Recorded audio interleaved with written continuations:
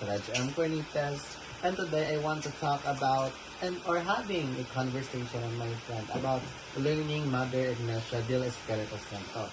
Learning about Mother Ignacia, I realized that legacy is not about being famous, but it's about how you treat people and make a difference in their life. Her life inspired me to reflect on my future and the kind of person I want to become. That's why today, I'm having a conversation with my friend about her legacy, value, and life. And I have here Philjon Nadala. Thank you so much, Philjon, for joining me today. And I have a few questions to ask you.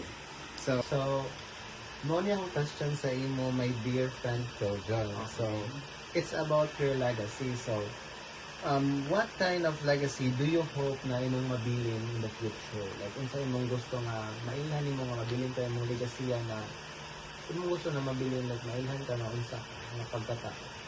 Gusto lang ko man lang na matinabangon ng mga tao na butan. So that is really nice, Philjon, being matinabangon and butan sa mga tao, because that is what we need today's generation, right? Daghan na kayo ba nga tao makailangan tabang kaparehas kagaya ninyo nga matinabangon kayo. It's really nice and hopeful. So here's my second question, Philjon. It's about your values. Like, what do you think are important if someone wants to make a difference? Like, what value do you think?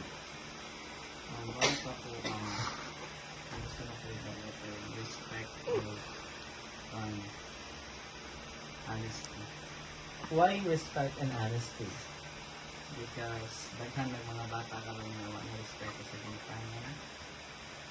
Ang honesty ko, dahil ang gusto mamakat.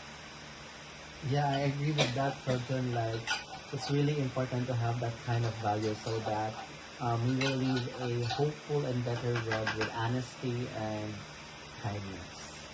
Here's my third question, Philjon. Like, syempre, as my good friend of yours, so, like, what kind of person do you think I become? Like, what legacy do you think na unsa ako mabilin, unsa ako nga pagkatao para sa imo? Para sa kuha kay tinabangon ka, kailangan isa naman ang butan. So, Thank you so much, Philjon. I hope na feel ko na ako nga matinamagon to for no if kaya na ko mutabang mutatang ka. And of course, I want to thank you for joining me. I really appreciate your time and effort to joining me here today, and that's all.